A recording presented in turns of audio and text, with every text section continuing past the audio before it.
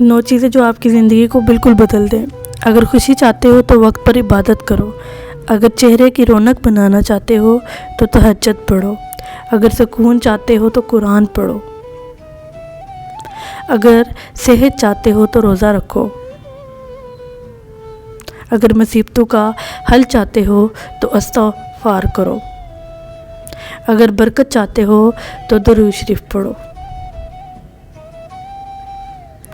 अगर मुश्किलात ख़त्म करना चाहते हो तो ला हौल वला कुव्वता इल्ला बिल्लाह पढ़ो। अगर गमों से निजात चाहते हो तो दुआ मांगो। अगर बग़ैर रुकावट के नेकियां चाहते हो तो आगे शेयर करो। जज़ाकल्लाहु खैर। अगर आप नए हैं तो मेरे चैनल को सब्सक्राइब करें और आगे शेयर करें।